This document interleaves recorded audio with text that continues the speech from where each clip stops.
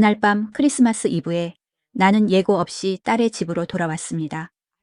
영하 3도의 강릉 추위 속에서 딸이 밖에서 웅크리고 떨고 있는 것을 보았습니다.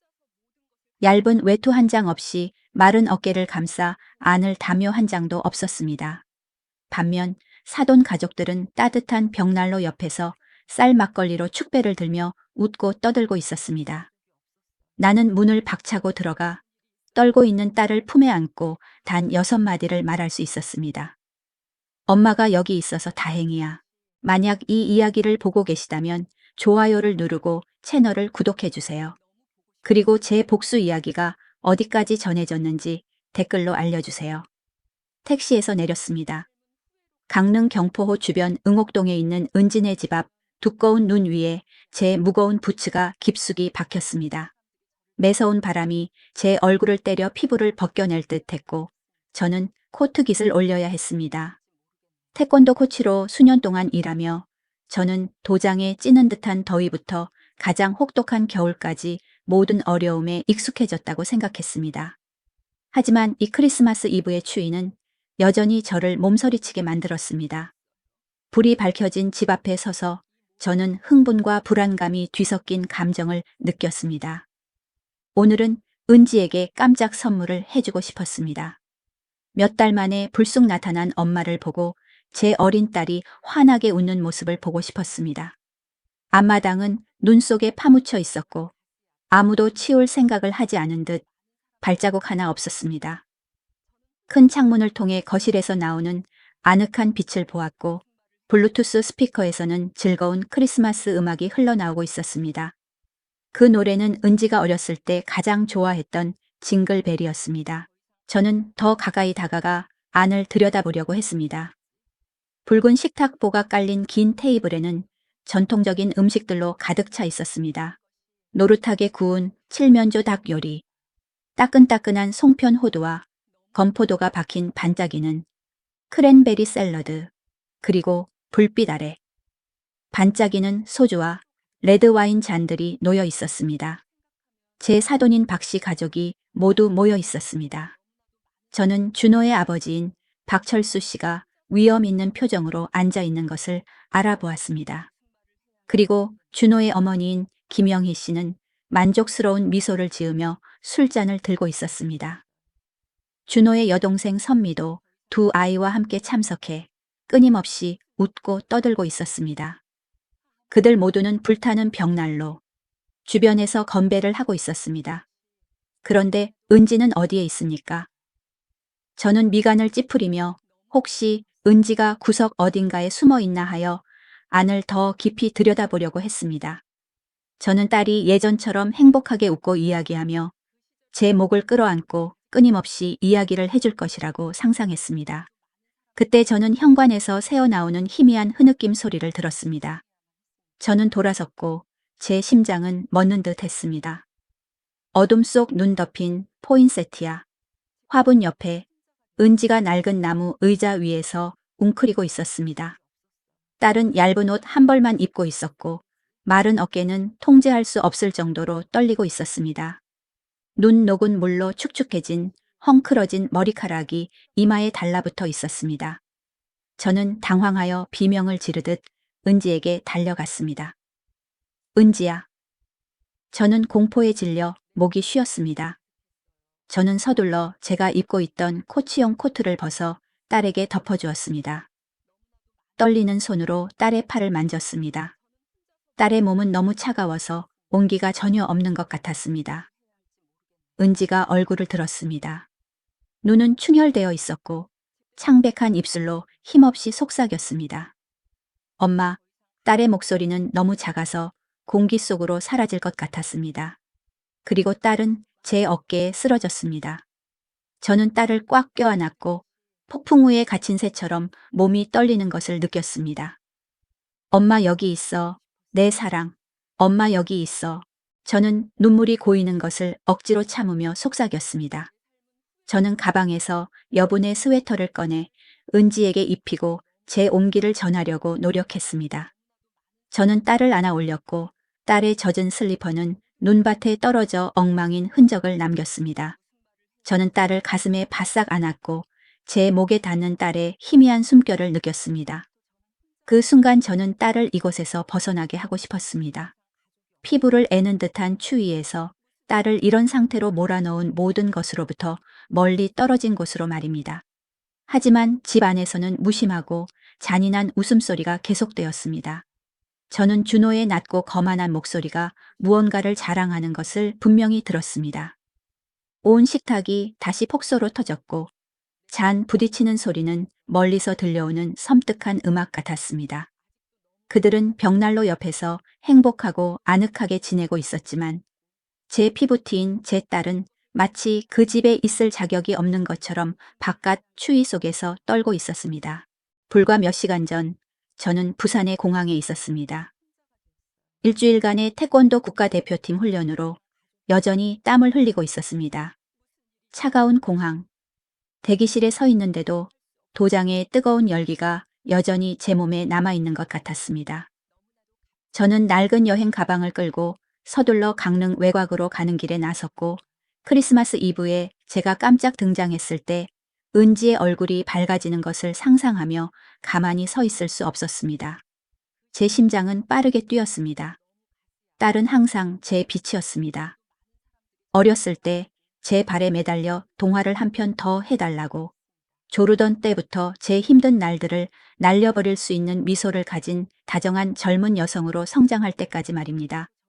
하지만 수석 코치로서의 일은 저를 이곳저곳으로 데리고 다녔습니다. 부산 전지훈련 전국 대회들은 은지와 함께 할 수 있는 순간들을 빼앗아 갔습니다. 떠날 때마다 저는 스스로에게 다짐했습니다.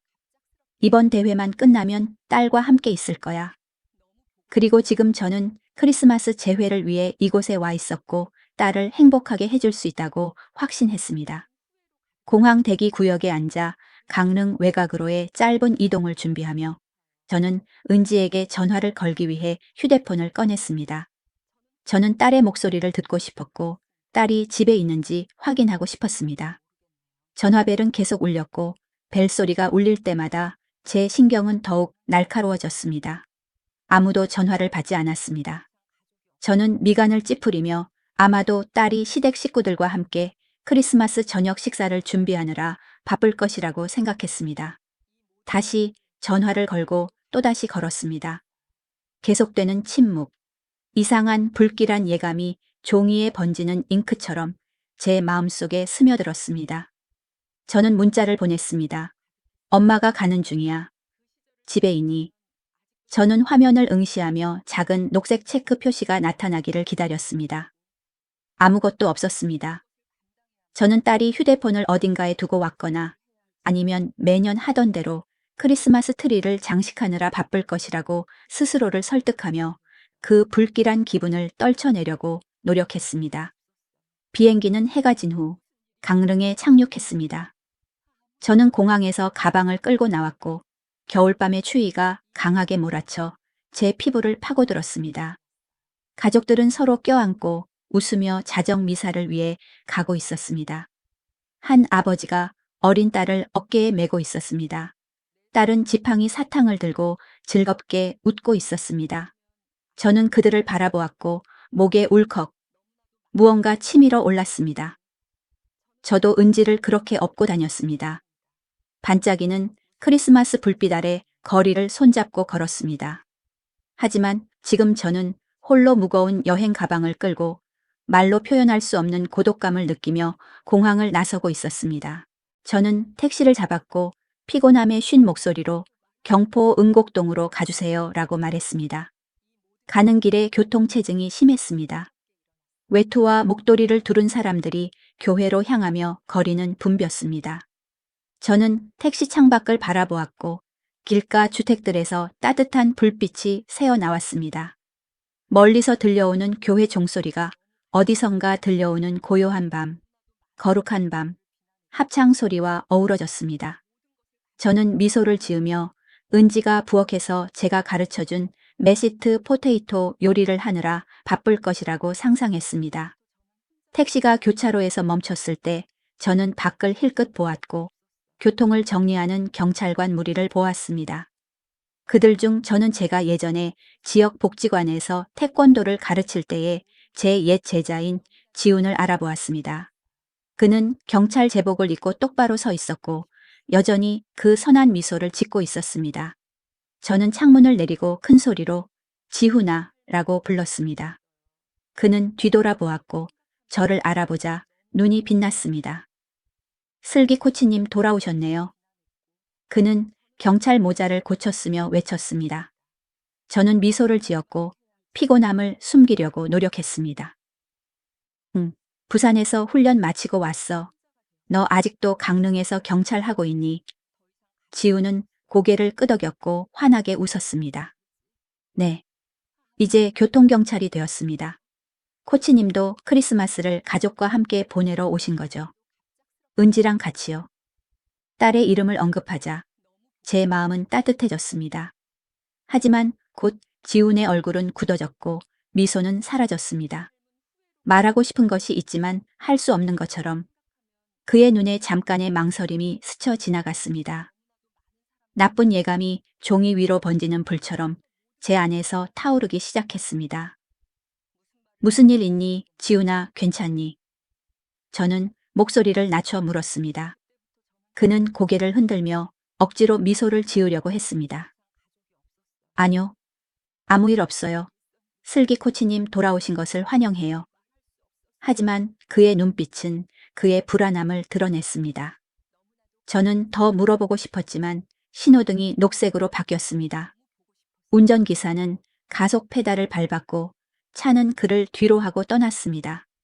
지훈은 길에서 저를 바라보았고 손으로 모자챙을 꽉 잡고 있었습니다. 은진의 집에 가까워지자 저는 운전기사에게 대문에서 조금 떨어진 곳에 차를 세워달라고 요청했습니다. 저는 그들에게 깜짝 선물을 해주고 싶었고 제가 문 앞에 서 있는 것을 보았을 때 은지의 얼굴을 보고 싶었습니다. 저는 가방을 들고 눈 덮인 길을 걸었고 제 부츠는 깊은 발자국을 남겼습니다. 주변 집들에서 나오는 따뜻한 노란 불빛이 마치 켜진 촛불처럼 비추었습니다. 멀리서 저는 은진의 거실에서 기타 소리와 노래 소리가 들려오는 것을 들었습니다. 저는 미소를 지으며 딸이 어렸을 때처럼 노래하는 것을 상상했습니다. 맑은 목소리로 저와 함께 윈터 원더랜드를 흥얼거리는 것을 말입니다. 저는 문간에 가방을 내려놓고 깊은 숨을 들이마신 후 문을 두드릴 준비를 했습니다. 그런데 날카로운 칼처럼 차가운 비웃음 소리가 들렸습니다. 저는 얼어붙었습니다. 제 손은 문에 닿지 못하고 허공에 멈춰 있었습니다. 박철수 씨의 낮고 거친 목소리가 분명하게 들렸습니다. 저런 게 며느리라고 부르는 건가? 보고 나이도 가질 수 없는 여자. 4번의 유산, 우리가 충분히 창피하지 않나. 그의 웃음소리는 무겁고 경멸로 가득 차 있었습니다. 그때 준호의 차갑고 잔인한 목소리가 끼어들었습니다. 항상 우울증 걸린 척 방에 틀어박혀 아무것도 안 하잖아요. 부모님 아니었으면 진작에 내쫓았을 겁니다. 또 다른 폭소가 터져 나왔고 뒤이어 와인잔 부딪히는 소리가 들렸습니다. 저는 준호의 여동생 선미의 목소리를 들었습니다. 그녀의 목소리는 도끼로 가득 차 있었습니다. 맞아요. 쓸모가 전혀 없어요. 아이를 낳지 못하는 아내가 무슨 가치가 있나요? 관심을 받으려고 아픈 척하는 거 정말 한심해요. 그 말 한마디 한마디가 제 심장을 찔렀습니다. 저는 그곳에 얼어붙은 채 서 있었습니다. 제 숨은 목에 걸려 있었습니다. 이것이 그들이 제 딸 은지를 대하는 방식이었습니다. 행복한 가정을 꿈꾸고 남편을 위해 모든 식사에 마음을 쏟았던 제 딸을 말입니다. 이제 그들은 딸을 이렇게 모욕하고 있었습니다. 4번의 유산. 매번 딸은 우리 전화 통화에서 눈물이 마를 때까지 흐느껴 울었습니다. 그리고 이제 그들은 딸이 아픈 척한다고 말하고 있었습니다. 저는 주먹을 꽉 쥐었고 손톱이 손바닥을 파고드는 것을 느꼈습니다. 그리고 그때 저는 은지가 현관의 나무 의자에 웅크리고 있는 것을 보았습니다. 얇은 옷 한 벌만 입은 채 머리를 숙이고 온몸이 뼛속까지 파고드는 추위 속에서 떨고 있었습니다. 눈물이 제 시야를 흐리게 했습니다. 제 심장은 멎는 듯 했습니다. 저는 은지를 품에 안았습니다. 딸의 몸은 여전히 떨리고 있었고 얼음처럼 차가웠습니다. 제 손도 떨렸습니다. 강릉 밤의 매서운 추위 때문만이 아니라 제 가슴 속에서 타오르는 분노 때문이었습니다. 박씨집 문을 향한 발걸음 하나하나가 청은망은의 무게를 지니고 있는 것 같았습니다. 하지만 저는 멈추지 않았습니다. 저는 나무 문을 세게 두드렸고 그 소리는 안에서 크게 울리는 크리스마스 음악 소리를 압도했습니다. 징글벨은 제가 방금 목격한 고통스러운 장면을 비웃듯이 반복해서 울려 퍼지고 있었습니다. 아무도 문을 열어주지 않았습니다.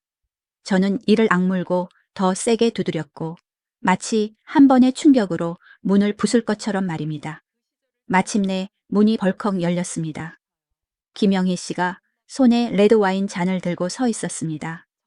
그녀의 입술은 짙은 붉은색 립스틱으로 번들거렸고 불빛 아래 반짝였습니다.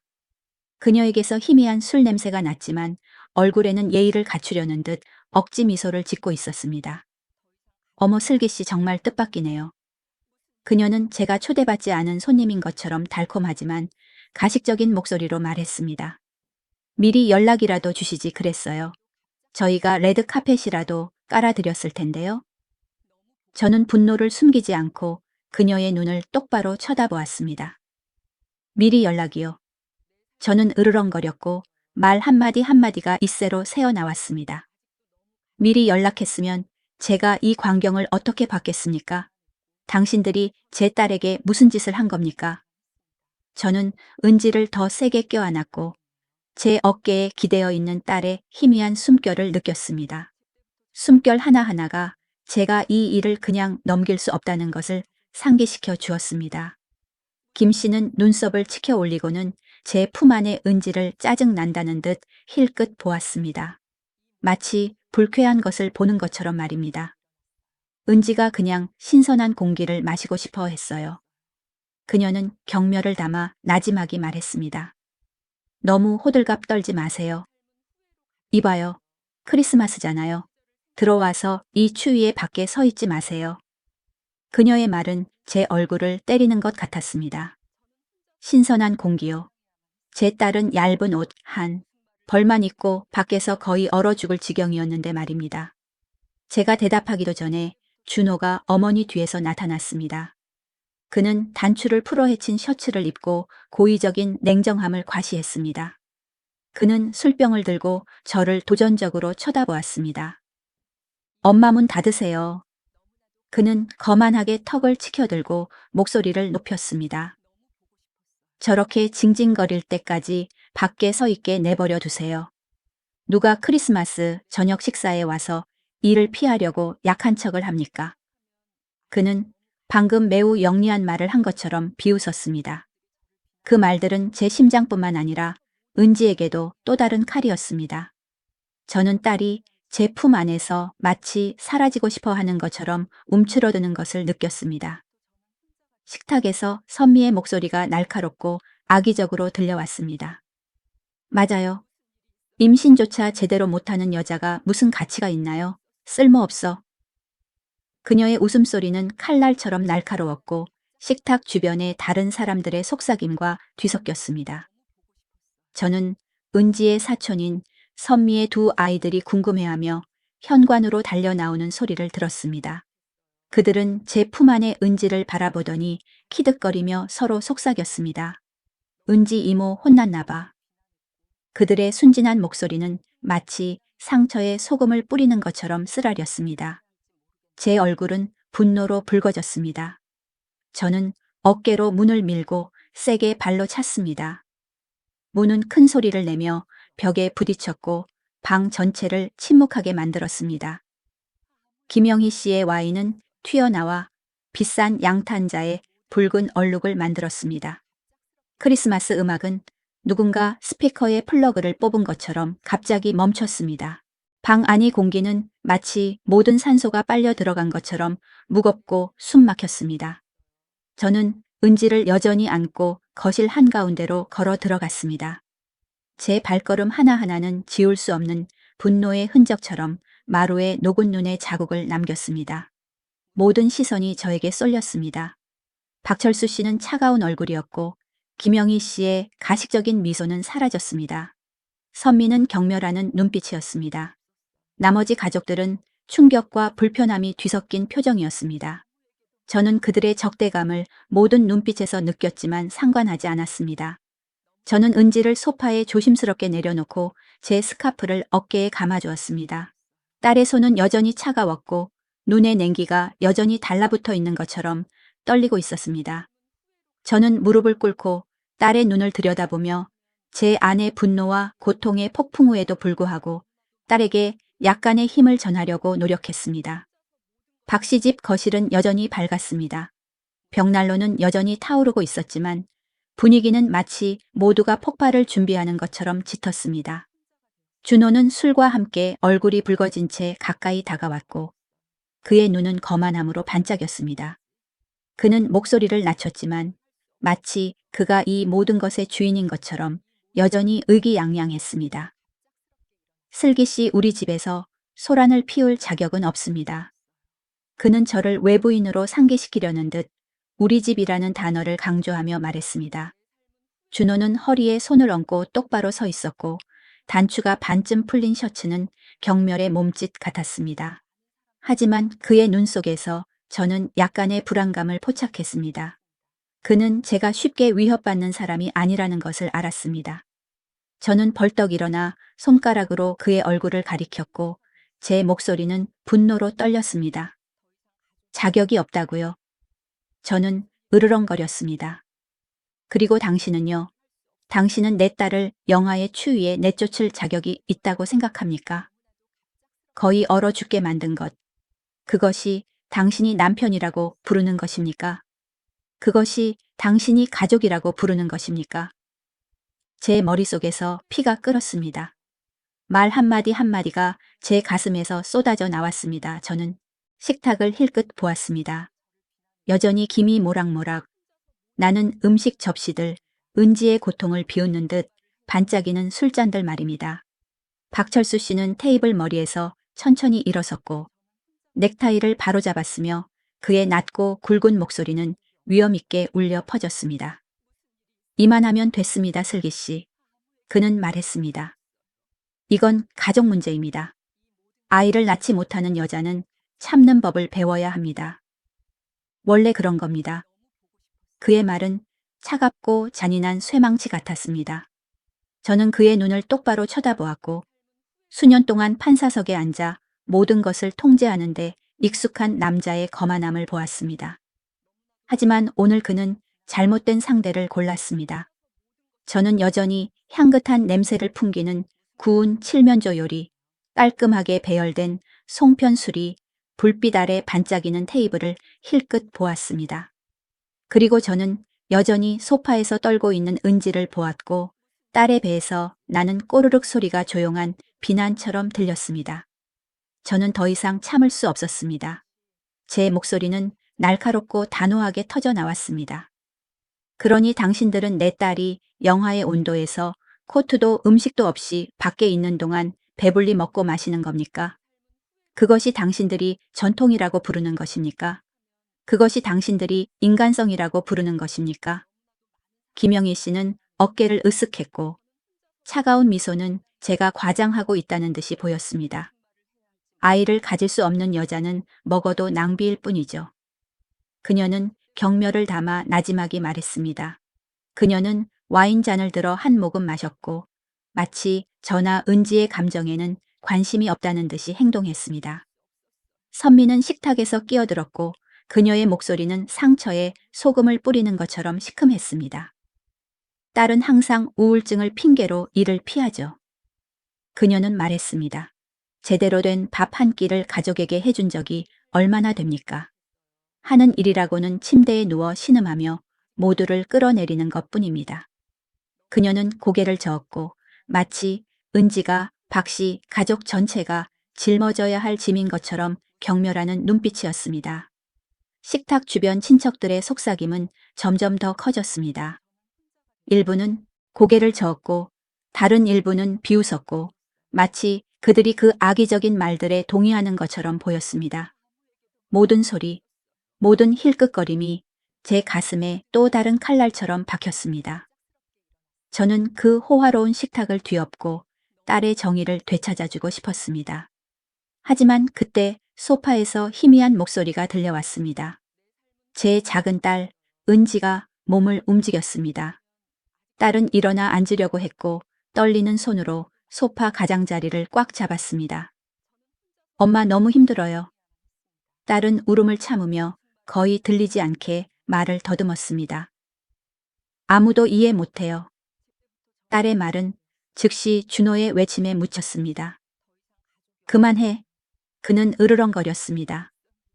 나를 충분히 망신시켰잖아. 그는 딸에게 다가섰고 그의 차가운 눈빛은 딸에게 남아있는 마지막 힘마저 꺾으려는 듯했습니다. 저는 은지의 어깨가 축 처지는 것을 보았고 눈이 눈물로 충혈되는 것을 보았으며 제 심장은 조여들었습니다. 저는 딸을 보호하기 위해 무엇이든 할 준비를 하고 딸 앞에 막아서서 일어섰습니다. 은지에 대한 기억들이 눈사태처럼 제 마음속에 쏟아져 들어왔습니다. 저는 딸이 저에게 전화해서 흐느껴 울던 날들을 기억했습니다.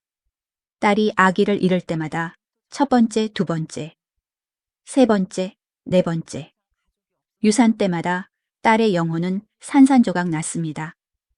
딸은 행복한 가정을 꿈꾸는 다정한 소녀였습니다. 남편과 아이들과 함께하는 저녁 식사를 꿈꿨습니다. 하지만 반복되는 고통은 딸을 절망의 벼랑 끝으로 몰아넣었습니다. 저는 장거리 전화로나마 딸 곁에 있으려고 노력했습니다. 하지만 저는 제가 믿었던 박씨 가족이 제 딸을 이렇게 대할 것이라고는 상상도 못했습니다. 제 사위 준호, 제가 한때 괜찮은 사람이라고 생각했던 그는 이제 그의 진짜 모습을 드러냈습니다. 제 딸을 추위에 내쫓고 쓰레기처럼 취급한 잔인한 폭군이었습니다. 저는 거의 통제력을 잃을 뻔했습니다. 창밖으로 저는 지훈이 현관에 조용히 서 있는 것을 보았습니다. 아마도 그는 동네를 순찰하고 있었을 것입니다. 그의 단호한 눈빛과 꽉 쥔 주먹은 그가 이 잔인함을 듣고 목격했다는 것을 보여주었습니다. 저는 그에게 당장 개입하지 말라고 고개를 끄덕여 신호를 보냈습니다. 하지만 그의 존재는 작은 희망의 불빛이었습니다. 저는 제가 혼자가 아니라는 것을 알았습니다. 저에게는 진실을 아는 증인이 있었습니다. 준호는 한 걸음 더 다가와 저를 손가락으로 가리켰고 예의 바른 가면을 벗어던졌습니다. 경고하는데 여긴 우리 집이야. 그는 말했습니다. 내게서 떨어져 그렇지 않으면 상황이 더 나빠질 거야. 그는 박씨 가족의 권력 앞에서 제가 물러설 것이라고 확신하며 비웃었습니다. 그는 틀렸습니다. 저는 주먹을 꽉 쥐었고 손가락 관절에서 소리가 나는 것을 느꼈습니다. 오랫동안 억눌러 왔던 모든 분노가 그 순간 폭발했습니다. 방 안의 공기는 너무 짙어서 작은 불꽃만으로도 폭발할 것 같았습니다. 저는 준호의 눈을 똑바로 쳐다보았습니다. 제 목소리는 낮았지만 칼처럼 날카로웠습니다. 나를 위협할 수 있다고 생각하니 당신이 내 딸을 계속 해치고 아무런 대가도 치르지 않을 수 있다고 생각하니 당신은 틀렸어, 준호. 난 이 일을 그냥 넘어가지 않을 거야. 저는 박철수 씨의 차가운 눈빛부터 김영희 씨의 조롱하는 미소 선미에 경멸하는 시선까지 박씨 가족 전체를 향해 돌아섰습니다. 당신들 모두, 저는 조용한 방에 울려 퍼지는 목소리로 말했습니다. 당신들은 은지에게 한 짓에 대한 대가를 치르게 될 것입니다. 박씨 집 거실은 마치 모든 공기가 빨려 들어간 것처럼 소름 끼치는 침묵에 잠겼습니다. 폭발할 준비가 된 짙은 긴장감만이 남아 있었습니다. 저는 은지의 어깨에 손을 얹었고 제 스카프 아래에서 떨리는 딸의 연약한 몸을 느꼈습니다. 제 목소리는 단호하고 흔들림이 없었습니다. 이것은 더 이상 사적인 문제가 아닙니다. 이것은 가정폭력입니다. 제 말은 잔잔한 호수에 던져진 돌처럼 방 안의 모든 사람에게 파문을 일으켰습니다. 김영희 씨는 여전히 와인잔을 들고 조롱하듯 웃음을 터뜨렸고 와인잔을 살짝 돌렸습니다. 마치 농담을 즐기는 것처럼 말입니다. 폭력이라고요. 그녀는 비꼬고 거만함이 가득한 목소리로 말했습니다.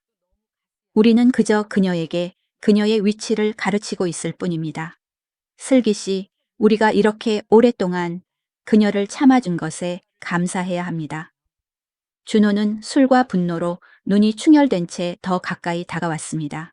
그는 마치 씹어 뱉듯이 말 한마디 한마디를 내뱉었습니다. 그녀는 우울증을 핑계로 아무것도 안 하려고 해요. 아무도 그녀를 때리지 않았어요. 우리는 그녀의 쓸모없음에 지쳤을 뿐입니다.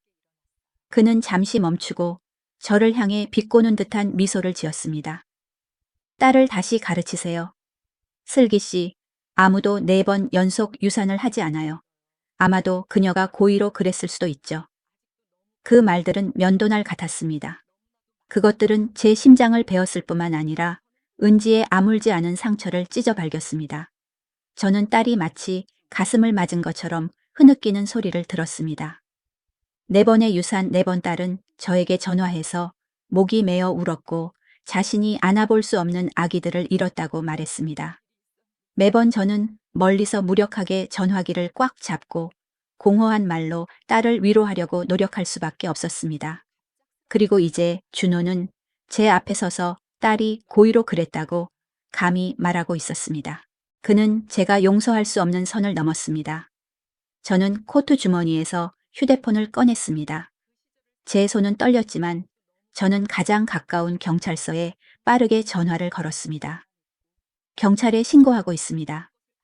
저는 제 아내 폭풍 후에도 불구하고 얼음장처럼 차가운 목소리로 말했습니다. 보고서가 작성될 것입니다. 당신들은 법정에서 대답해야 할 것입니다. 저는 허공에 새기듯이 말 한마디 한마디를 강조했고 제가 농담하는 것이 아니라는 것을 모두가 알게 했습니다. 준호는 얼어붙었습니다. 그의 손에서 술병이 떨어져 나무 바닥에 부딪히며 쨍그랑 소리를 냈고 레드 와인은 비싼 양탄자를 더럽혔습니다. 그는 이 정도까지 갈 줄은 예상하지 못한 듯 그의 눈에 잠깐의 당황함이 스쳐 지나갔지만 그는 재빨리 우월한 표정을 되찾으려고 노력했습니다. 당신은 감히 못할 겁니다. 그는 소리쳤지만 그의 목소리는 떨리고 있었습니다. 박철수 씨는 지금까지 차가운 표정으로 관찰하고 있었지만 앞으로 나서서 넥타이를 고쳐 맸고 그의 낮고 굵은 목소리는 위험 있게 울려 퍼졌습니다. 슬기 씨, 당신이 누구에게 도전하는지 모르는군요.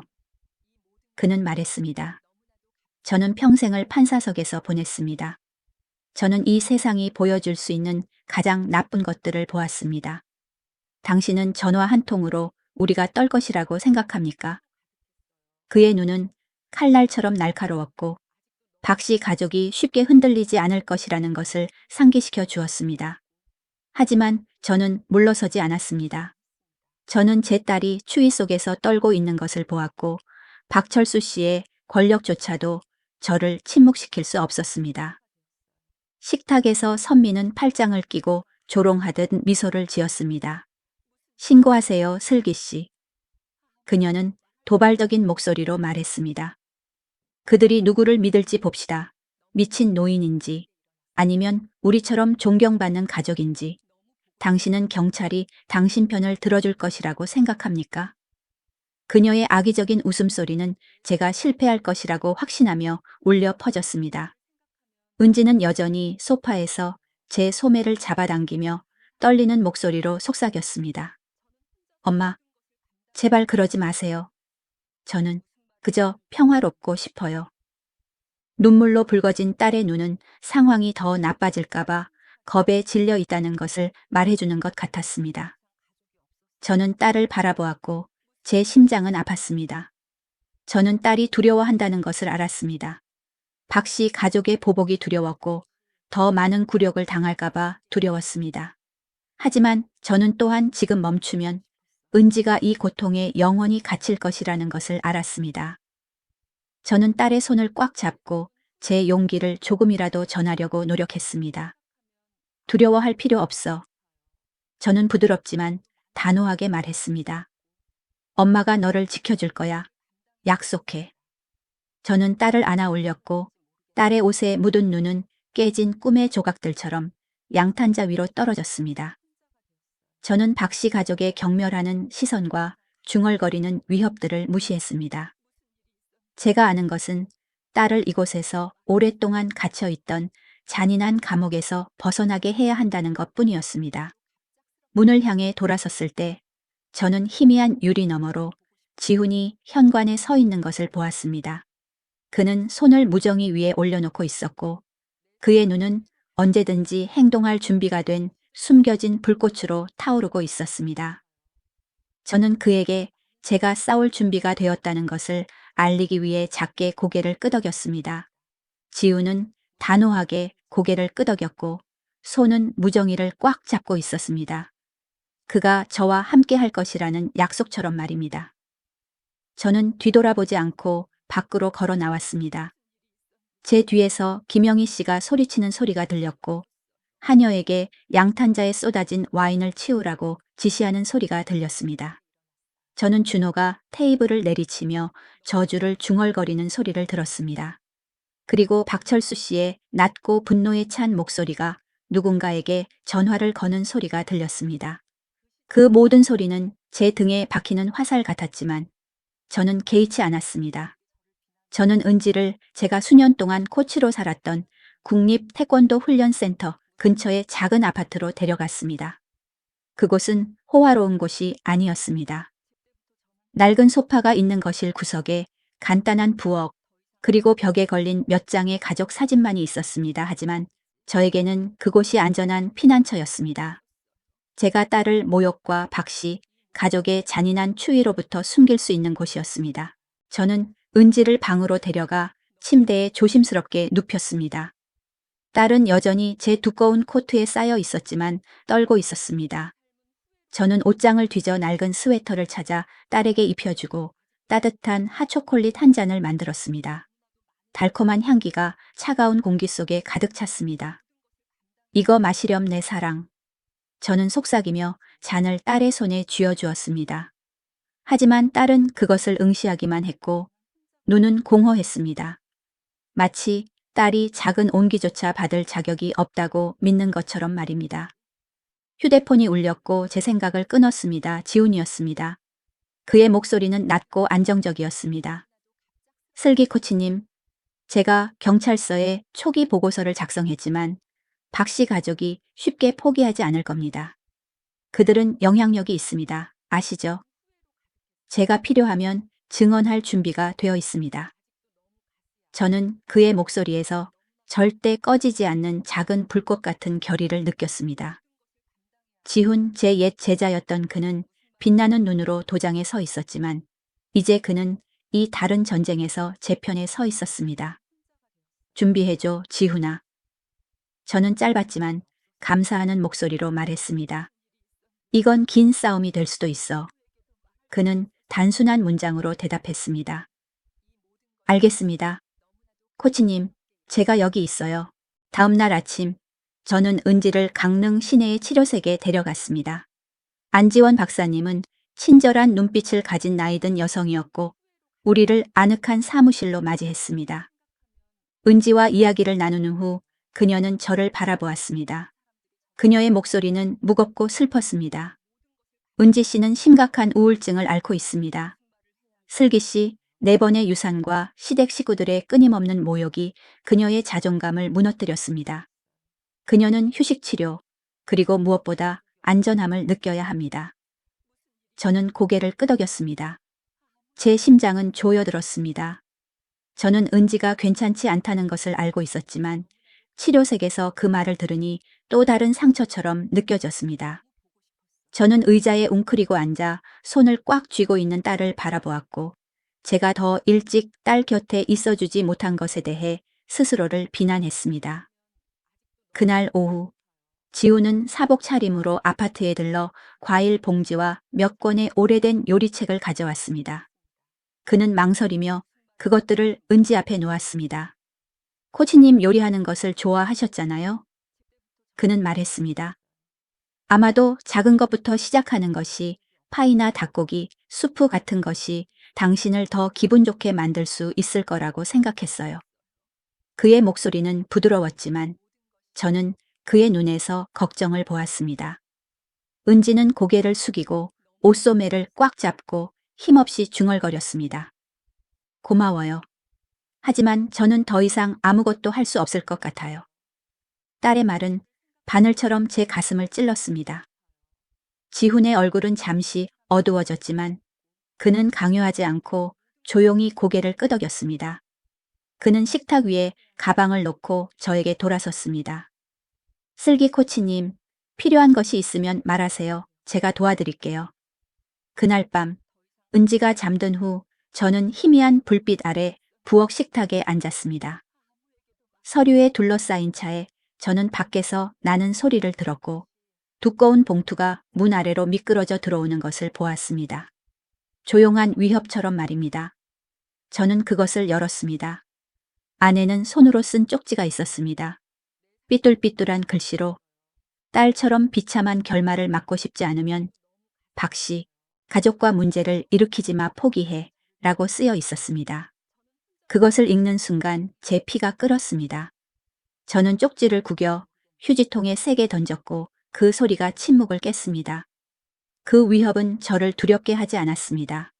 오히려 저에게 불을 지폈습니다. 그들은 제가 물러설 것이라고 생각했습니다. 그들은 틀렸습니다. 그날 밤 저는 수년 동안 은지에게 보낸 돈에 대한 모든 증거를 정리하기 시작했습니다.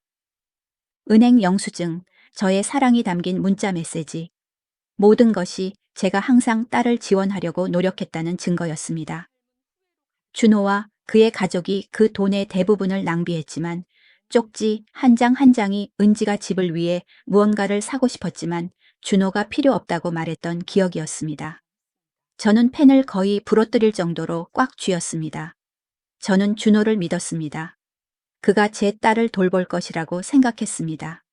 하지만 그는 딸을 도구로만 여겼고 딸이 더 이상 유용하지 않자 무자비하게 버렸습니다. 은지는 한밤중에 잠에서 깼습니다. 딸은 떨리는 다리로 비틀거리며 방에서 나왔고 제가 서류에 파묻혀 있는 것을 보았습니다. 제 눈은 피곤했지만 두려움으로 가득 차 있었습니다. 엄마. 딸은 울음을 참으며 속삭였습니다. 저는 무서워요. 그들이 엄마에게 무슨 짓을 할까봐 무서워요. 저는 고개를 들어 딸의 충혈된 눈을 바라보았고 제 심장이 조여드는 것을 느꼈습니다. 저는 일어섰고 딸을 안았습니다. 제 품 안에서 딸의 연약한 몸을 느꼈습니다. 두려워할 필요 없어. 저는 제 안의 불안감에도 불구하고 단호하게 말했습니다. 이제부터 엄마가 모든 것으로부터 너를 지켜줄 거야. 약속해. 저는 은지를 다시 침대로 데려가 딸이 잠들 때까지 곁에 머물렀습니다. 하지만 저는 잠을 잘 수 없었습니다. 저는 부엌 식탁으로 돌아와 서류를 계속 정리하고 할 일 목록을 만들었습니다. 저는 태권도 팀과 관련된 소송을 도와줬던 옛 변호사 친구에게 전화를 걸었습니다. 그는 사건을 검토하겠다고 약속했지만 저에게 경고했습니다. 박 씨 가족은 강릉에서 매우 영향력이 있습니다. 슬기 씨, 그들은 법조계에 많은 인맥이 있습니다. 긴 싸움을 준비하세요. 그는 저를 볼 수 없었지만 저는 고개를 끄덕였습니다. 알고 있어. 저는 말했습니다. 하지만 멈추지 않을 거야. 소송을 준비하는 몇 주는 끝없는 악몽 같았습니다. 매일 밤 제 작은 아파트의 희미한 불빛 아래에서 저는 모든 페이지를 검토했습니다. 모든 은행 영수증 은지에 대한 모든 의료 기록을 다시 읽었습니다. 그 차갑고 딱딱한 숫자와 글자들은 딸에 대한 제 사랑의 증거였지만 또한 딸이 겪어야 했던 모든 고통에 대한 고통스러운 상기였습니다. 마침내 첫 번째 재판날이 다가왔고 저는 마치 태권도 매트 위에 발을 딛는 것 같은 기분이었습니다. 은지와 저는 강릉 법원으로 들어섰습니다. 아침의 추위가 제 두꺼운 코트를 뚫고 스며들었습니다. 저는 딸의 손을 잡았고 제 손바닥 안에서 딸의 차갑고 떨리는 손가락을 느꼈습니다. 딸의 눈은 밤새 잠 못 잔 흔적으로 붉게 충혈되어 있었습니다. 딸은 마치 시선을 피하려는 듯 고개를 숙이고 있었습니다. 저는 똑바로 서서 제 안에서도 똑같이 떨리고 있었지만 딸에게 버팀목이 되려고 노력했습니다. 엄마 여기 있어. 저는 딸의 손을 가볍게 쥐며 속삭였습니다. 딸은 힘없이 고개를 끄덕였습니다. 하지만 딸의 공허한 눈은 딸이 이미 오래전에 싸움을 포기했다는 것을 보여주었습니다. 박씨. 가족은 일찍 와 있었습니다. 준호는 날카로운 회색 정장을 입고 자신감 넘치는 변호사의 모습을 하고 있었습니다. 재판이 시작되기 전 그는 앉아서 넥타이를 고쳐매고 우리를 경멸하듯 힐끗 보았습니다. 그의 옆에는 박철수 씨가 느리게 걸었지만 그의 눈빛은 칼날처럼 날카로웠습니다. 그는 결과를 이미 알고 있는 듯 자신감 있는 미소를 지었습니다. 가족석에는 김영희 씨와 선미가 단정하게 앉아 있었고 때때로 속삭이며 우리에게 경멸하는 눈빛을 보냈습니다. 저는 그들의 적대감을 모든 몸짓에서 느꼈지만 진정하려고 노력했습니다. 오늘이 저의 싸움이 아니라 은지의 싸움이라는 것을 스스로에게 상기시켰습니다. 지훈도 그곳에 있었습니다. 관중석에 앉아 경찰 제복을 입고 있었습니다. 그는 조용히 고개를 끄덕였고 그의 눈빛은 그가 우리를 버리지 않을 것이라는 약속처럼 단호했습니다. 그의 존재는 제가 이 싸움에서 동맹군이 있는 것처럼 덜 외롭게 느끼게 했습니다. 저는 고개를 끄덕여 화답했고 그 끔찍한 크리스마스 이브 밤부터 오늘까지 그가 함께 해준 것에 대해 속으로 감사했습니다. 재판이 시작되었습니다. 우리의 변호사인 최종호 변호사는 일어나서 증거를 명확하게 제시했습니다. 그는 제가 수년 동안 은지에게 보낸 은행 이체 내역을 보여주었고 비록 그 돈의 대부분이 준호의 손에 들어갔지만 제가 항상 딸을 지원하려고 노력했다는 것을 증명했습니다. 그는 또한 은지의 우울증에 대한 치료사의 자세한 기록이 담긴 은지의 의료 기록을 제시했습니다. 4번의 유산과 시댁 식구들의 끊임없는 모욕 끝에 은지는 육체적으로뿐만 아니라 감정적으로도 황폐해졌습니다. 최종호 변호사는 감정에 북받쳐 목이 메었습니다. 그들은 자신의 집에서 그녀를 외부인처럼 대했습니다. 저는 은지를 보았습니다. 고개를 숙인 채 고통을 억누르려는 듯 손을 꽉 쥐고 있었습니다. 저는 일어나서 딸을 안아주고 싶었지만 강해져야 했고 변호사가 그의 일을 하도록 내버려 두어야 한다는 것을 알았습니다. 그때 박씨 가족의 젊은 변호사들이 일어섰고 저는 불의가 법정에 스며드는 것을 느꼈습니다. 그들 중 한 명은 세련된 검은색 정장을 입고 명령조로 말했습니다. 은지 씨는 그저 관심을 받기 위해 아픈 척했을 뿐입니다. 박씨 가족은 그녀에게 모든 것을 주었습니다. 살 곳 음식, 모든 필요를 충족시켜 주었습니다. 하지만 그녀는 아내로서의 의무를 다하지 못했습니다. 그녀는 아내로서 실패했습니다. 그 말들은 제 얼굴을 때리는 것 같았습니다. 아픈 척 관심 박씨, 가족이 모든 것을 주었다는 말에 저는 손을 꽉 쥐었고 제 피가 끓는 것을 느꼈습니다. 그들은 증인으로 박씨 가족의 전 가정부였던 전 아주머니를 불렀습니다. 그녀는 증언대에 섰고 눈은 계속 이리저리 움직였으며 목소리는 떨렸습니다. 은지 씨는 매우 게을렀습니다. 그녀는 말했습니다. 그녀는 하루 종일 방에 틀어박혀 집안일을 소홀히 했습니다. 제가 모든 것을 해야 했습니다. 요리 청소. 저는 제 귀를 믿을 수 없었습니다. 사랑으로 모든 식사를 준비하고 온 가족을 기쁘게 하기 위해 집에서 구운 빵을 만들었던 은지가 게으르다는 딱지가 붙다니요. 저는 참을 수 없었고 벌떡 일어났습니다. 거짓말하지 마세요. 은지는 절대 그렇지 않았습니다. 엄격한 얼굴의 중년 판사가 망치를 두드리며 차갑게 말했습니다. 조용히 하십시오. 여기는 법정입니다. 저는 다시 앉았고 제 심장은 빠르게 뛰었고 숨을 쉴 수 없는 것 같았습니다. 저는 박철수 씨를 힐끗 보았습니다. 그는 미소를 지었고 판사에게 미묘하고 만족스러운 고개를 끄덕였습니다. 그들 사이에 보이지 않는 줄이 제 피부를 차갑게 만들었습니다. 뭔가 잘못되었습니다. 저는 분명히 느꼈습니다. 그들은 이 날을 계획했고 저는 그들의 체스판 위에 졸에 불과했습니다. 은지는 여전히 몸을 숙이고 떨리는 손으로 의자 가장자리를 꽉 잡고 있었습니다. 저는 뒷좌석에 앉은 지훈이 턱을 꽉 물고 주먹을 쥐고 있는 것을 보았습니다. 마치 자신의 분노를 억누르려고 노력하는 것처럼 말입니다. 우리의 변호사인 최종호 변호사는 목소리를 안정시키고 계속했습니다. 우리는 중요한 증거를 제시하고자 합니다. 크리스마스 이브 밤, 박 씨. 가족이 은지에게 가한 모욕과 정신적 학대를 기록한 녹취 파일입니다. 그는 지훈이 비밀리에 녹음한 녹취 파일을 재생했습니다. 준호의 목소리가 차갑고 잔인하게 울려 퍼졌습니다.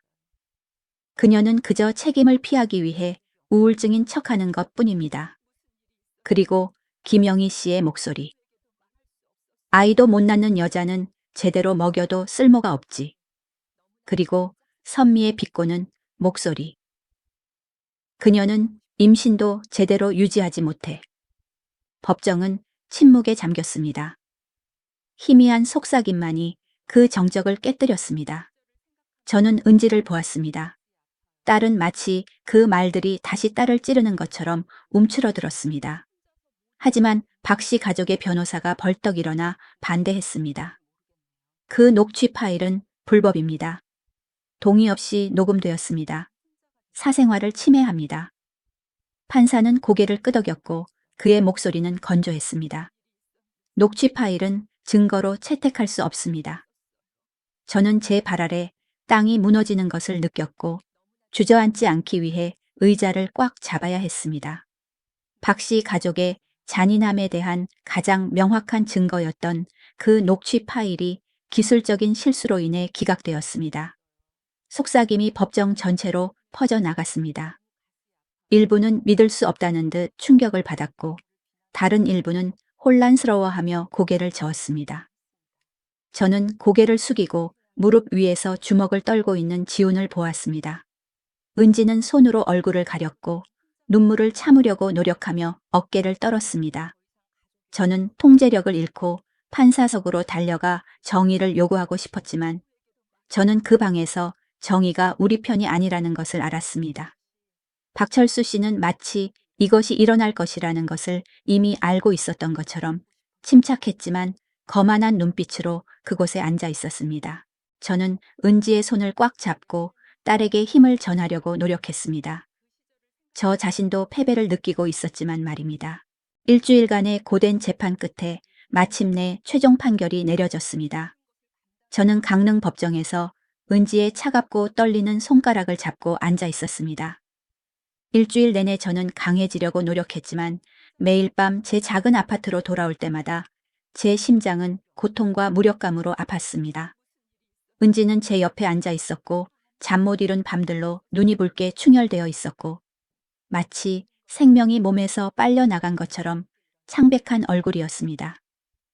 저는 딸의 손을 꽉 잡고 저 자신도 떨리고 있었지만 딸에게 약간의 용기를 전하려고 노력했습니다. 준호는 넥타이를 고쳐매고 마치 평범한 날인 것처럼 방으로 들어섰습니다. 그의 어머니 김영희 씨는 드레스를 다듬고 똑바로 앉았고 짙은 붉은 립스틱을 바른 입술에는 결과를 이미 알고 있는 듯 자신감 있는 미소를 지었습니다. 선미는 화려한 옷차림으로 우리를 경멸하듯 힐끗 보았습니다. 박철수 씨는 준호 뒤에 위엄 있게 서 있었고 그의 날카로운 눈빛은 박 씨 가족이 모든 것을 통제하고 있다는 것을 상기시켜 주었습니다. 관중석에는 지훈이 여전히 경찰 제복을 입고 있었습니다. 그의 눈은 단호했지만 불안감을 숨길 수 없었습니다. 그는 저에게 조용히 고개를 끄덕였고 무슨 일이 있어도 그가 그곳에 있을 것이라는 말 없는 약속이었습니다. 저는 감사한 눈빛으로 화답했고 그의 존재에 위로를 받았습니다. 하지만 무표정한 얼굴의 중년 판사가 들어왔을 때 찬 기운이 제 등골을 타고 내려왔습니다. 공기는 마치 모두가 피할 수 없는 판결을 준비하는 것처럼 무거워졌습니다. 판사는 그의 목소리는 보고서를 읽는 것처럼 건조하고 단호했습니다. 법원은 원고 은지 하퍼 라슨과 피고 준호 휘틀록의 이혼 요청을 승인합니다. 그 말들은 제 안에서 희망의 불꽃을 지폈습니다. 은지는 조용히 울었고 눈물이 뺨을 타고 흘러내렸습니다. 저는 딸의 손을 꽉 쥐고 진정하고 들으라고 재촉했습니다. 이혼은 은지를 위해 제가 원했던 것이었습니다. 박 씨, 가족의 잔인한 감옥에서 벗어날 수 있는 기회였습니다. 하지만 저는 판결이 끝이 아니라는 것을 알았습니다. 판사는 계속해서 일정한 목소리로 말했습니다. 그러나 법원은 증거 불충분으로 인해 가정폭력 혐의를 인정하지 않습니다. 재산에 관하여 준호 휘틀록이 결혼 생활 유지에 더 많이 기여했으므로 법원은 그에게 공동재산의 대부분을 부여합니다. 그 말들은 쇠망치처럼 제 가슴을 강타했습니다. 저는 얼어붙었고 제 숨은 목에 걸려 있었습니다. 가정폭력 불인정 증거 불충분. 저는 크리스마스 이브 밤의 녹취 파일. 준호, 김영희 선미의 잔인한 말들이 기술적인 실수로 인해 기각된 것을 기억했습니다. 저는 은지의 의료 기록, 은행 영수증. 모든 것이 박 씨 가족의 변호사들에 의해 우리에게 불리한 증거로 왜곡된 것을 생각했습니다. 그때 저는 깨달았습니다. 전직 판사로서 광범위한 법조계 인맥을 가진 박철수 씨가 모든 것을 조작했다는 것을 말입니다. 그것은 조작이었습니다. 그들은 판결을 조작했고 은지와 저는 그들의 게임에서 조례불과했습니다. 저는 더 이상 참을 수 없었습니다. 저는 분노와 고통으로 목이 메어 벌떡 일어났습니다. 이건 너무 불공평합니다. 이게 어떻게 정의입니까? 제 외침은 방 전체에 울려 퍼졌고 모두를 침묵하게 만들었습니다. 은지는 당황하여 눈을 크게 뜨고 제 팔을 잡았지만 저는 멈추지 않았습니다. 당신은 그들이 내 딸을 어떻게 대했는지 보았습니다. 당신은 딸이 겪어야 했던 모든 것을 들었습니다. 그런데도 당신은 가정폭력이 없었다고 감히 말합니까? 당신은 감히 딸의 모든 것을 빼앗아 갑니까? 한 경비원이 다가왔고 그의 목소리는 단호했습니다. 부인 앉아 주십시오. 그렇지 않으면 나가주시라고 해야 합니다. 저는 그를 노려보았습니다. 그리고 제 말에 아무런 의미도 없다는 듯 공허한 얼굴로 앉아있는 판사를 보았습니다. 저는 떨리는 손으로 앉았고 세상이 제 발 아래 무너지는 것 같았습니다. 준호는 뒤돌아 저를 똑바로 쳐다보았고 그가 큰 승리를 거둔 것처럼 조롱하듯 미소를 지으며 넥타이를 고쳐 매었습니다.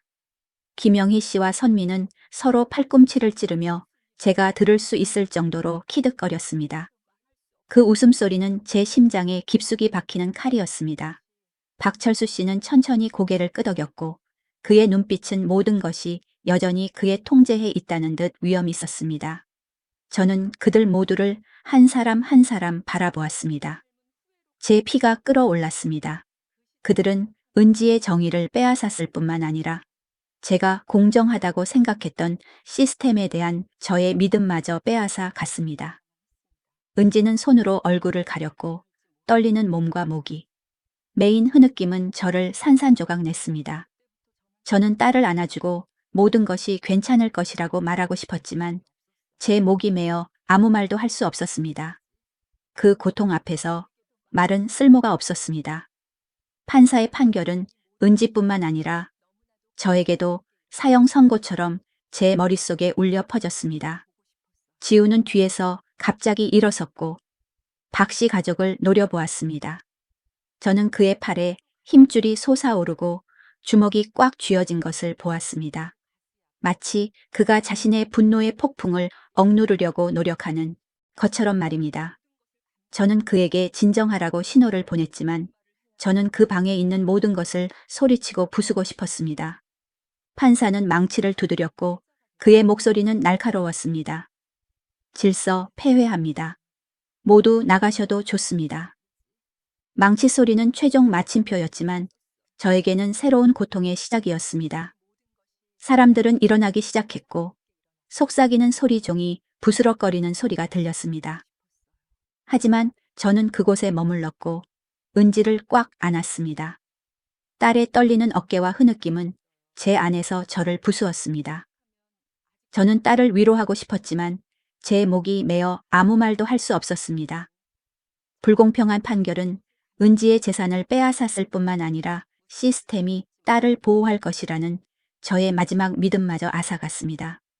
준호는 의기양양하게 걸어왔고 큰 승리를 거둔 듯한 자세였습니다. 그는 제 귀에 가까이 대고 조롱하듯 속삭였습니다. 봤지 슬기 씨. 내가 말했잖아. 내게 대항하지 말라고. 당신은 그저 쓸모없는 늙은이에 불과해. 그는 비꼬는 듯한 미소를 지었고 그의 눈은 승리로 반짝였습니다. 그리고는 마치 은지와 제가 그의 관심을 끌 가치가 없다는 듯이 뒤돌아 떠났습니다. 그의 말은 제 분노의 불에 기름을 부었습니다. 제 피는 솟아올랐고 제 팔에 힘줄이 튀어나왔습니다. 저는 고통스러울 정도로 손을 꽉 쥐었고 몸은 언제든지 터져나갈 준비가 된 활시위처럼 팽팽해졌습니다. 저는 앞으로 한 걸음 나아갔고 제 심장은 미친 듯이 뛰었고 제가 후회할 만한 일을 할 준비가 되어 있었습니다. 하지만 지우는 달려와 제 앞에 섰고 그의 눈은 불타올랐고 입술은 굳게 다물어졌으며 주먹은 마치 준호에게 분노를 쏟아낼 것처럼 꽉 쥐어졌습니다. 저는 그에게서 제 자신의 분노를 보았습니다. 불의에 대한 억제할 수 없는 분노였습니다. 법정은 시끄러워졌고 목소리가 높아졌습니다. 그들이 싸울 건가요? 경찰이 법정에서 주먹 다짐을 한다고요. 일부 사람들은 휴대폰을 꺼냈고 카메라 플래시가 긴장감을 비추었습니다. 구석에 있던 한 기자는 스캔들을 갈망하는 눈빛으로 카메라를 들었습니다. 준호는 잠깐 놀랐지만 재빨리 도전적인 표정을 되찾았습니다. 그는 차갑게 웃었습니다. 때려보세요. 당신이 모든 것을 잃게 될 겁니다. 당신이 뭐라고 생각해요? 그저 삼류 경찰에 불과하면서. 그는 지훈이 감히 자신을 만지지 못할 것이라고 확신하며 더 가까이 다가와 조롱했습니다. 지훈의 주먹은 떨렸고 그의 숨은 거칠었고 그의 눈은 붉게 충혈되었습니다. 저는 그가 돌이킬 수 없는 일을 할 수 있다는 것을 알았습니다. 갑자기 은지가 제 품에서 벗어나 지훈의 팔을 붙잡고 흐느껴 울었습니다. 그녀의 목소리는 깨졌습니다. 안 돼요. 제발 그러지 마세요. 저는 당신이나 엄마가 그 사람처럼 폭력적으로 되는 것을 원하지 않아요. 저는 그저 평화롭고 싶어요. 저는 그저 계속 살고 싶어요. 딸의 울음소리는 공기를 갈랐고 방 전체를 침묵하게 만들었습니다. 저는 은지의 얼굴에 눈물이 흐르는 것을 보았고 그녀의 마른 손은 지훈을 그녀의 마지막 닷처럼 꽉 붙잡고 있었습니다. 지훈은 멈춰 섰고 거친 숨을 내쉬었고 그의 불타는 눈은 천천히 가라앉았습니다. 그의 떨리는 주먹은 잠시 동안 굳어 있었고 그리고는 천천히 풀려나 옆으로 떨어졌습니다. 그는 고개를 숙이고 입술을 꽉 다물고 자신을 집어삼키는 분노를 억누르려고 노력했습니다. 카메라 플래시가 번쩍였고 은지가 지훈에게 매달려 있는 모습을 강조했습니다. 준호는 앞에 서서 의기양양했습니다. 방에 있는 일부 사람들은 이 사건에 대해 몰랐을 수도 있지만 흐느껴 울기 시작했습니다. 은지의 고통이 그들을 꿰뚫은 것처럼 부드러운 흐느낌, 소리가 들려왔습니다. 저는 주위를 둘러보았습니다. 한 여자는 눈물을 닦았고 한 남자는 슬프게 고개를 저었습니다. 하지만 박 씨 가족은 미동도 하지 않고 그곳에 서 있었습니다. 김영희 씨와 선미는 서로 속삭였고 그들의 입술에는 차가운 미소가 있었습니다. 박철수 씨는 고개를 살짝 끄덕였고 모든 것이 여전히 그의 통제에 있다는 듯 그의 위엄은 그대로였습니다. 판사는 망치를 두드렸고 그의 목소리는 차가웠습니다. 질서. 이 소란이 계속되면 저는 경비원에게 모두 나가라고 명령할 것입니다. 망치 소리는 경고였고 모두를 현실로 되돌려 놓았습니다. 저는 다가가 은지를 꽉 껴안았습니다. 딸은 계속 울었고 길 잃은 아이처럼 제 품 안에서 몸을 떨었습니다. 지훈은 우리 옆에 서서 고개를 숙이고 입술을 꽉 다물었습니다. 마치 그가 더 많은 것을 할 수 없었던 것에 대해 스스로를 비난하는 것처럼 말입니다. 저는 그의 어깨에 손을 얹고 제가 이해하고 그가 그곳에 있어준 것에 대해 감사하다는 것을 알리기 위해 조용히 고개를 끄덕였습니다. 준호는 넥타이를 고쳐매고 큰 승리를 거둔 듯 무거운 발걸음으로 돌아서서 걸어갔습니다. 김영희 씨와 선미가 뒤따랐고 그들의 차가운 웃음소리는 제 가슴에 또 다른 칼이었습니다. 방은 천천히 비워졌고 저 은지 그리고 지훈만이 남았습니다. 세 사람은 모개 같은 씁쓸한 덩어리를 공유하고 있었습니다. 저는 은지를 더 세게 껴안았고 제 어깨에 닿는 딸의 희미한 숨결을 느꼈습니다. 엄마 딸은 목이 메어 속삭였습니다. 저는 더 이상 싸우고 싶지 않아요. 너무 피곤해요. 우리 집에 갈 수 있을까요? 그 말들은 제 마음을 찢어 발겼습니다. 저는 딸에게 모든 것이 괜찮을 것이라고 싸움을 계속할 것이라고 말하고 싶었지만 제 목이 메어 아무 말도 할 수 없었습니다. 저는 은지를 법정에서 데리고 나왔고 지우는 우리 옆에서 말없이 걸었습니다. 그의 눈빛은 단호했습니다. 강릉의 희미한 햇빛이 창문을 통해 스며들었지만 제 마음을 따뜻하게 할 수는 없었습니다. 저는 오늘 판결이 단순한 패배가 아니라는 것을 알았습니다. 그것은 선전포고였습니다. 박 씨 가족은 법정에서 이겼을지 모르지만 저는 그들이 은지의 삶에서 이기도록 내버려 두지 않을 것입니다. 저는 딸을 보았습니다. 붉게 충혈된 눈에는 작은 희망의 불꽃이 담겨 있었습니다. 비록 작지만 그 불꽃을 위해 저는 포기하지 않겠다고 맹세했습니다. 재판 후 며칠 동안 강릉은 여론의 물결로 들끓는 것 같았습니다. 지역 뉴스는 보도를 시작했습니다. 헤드라인은 첫 페이지에 굵은 글씨로 박 씨 가족 사건 정의는 돈으로 살 수 있다. 라고 쓰여 있었습니다. 그 단어들을 읽으면서 제 심장은 미친 듯이 뛰었습니다. 마치 그것들이 우리 은지와 저의 고통을 말해주는 것처럼 말입니다. 소셜미디어에서는 은지가 법정에서 지훈에게 매달려 있는 영상이 빠르게 퍼져나갔습니다. 제 딸의 이미지 붉게 충혈된 눈과 폭력적으로 변하지 말라고 지훈에게 간청하는 목이 맨 목소리는 많은 사람들의 마음에 닿았습니다. 댓글은 분노로 가득 찼습니다. 박 씨 가족은 모든 것을 통제할 수 있다고 생각합니다. 은지는 더 나은 대우를 받을 자격이 있습니다.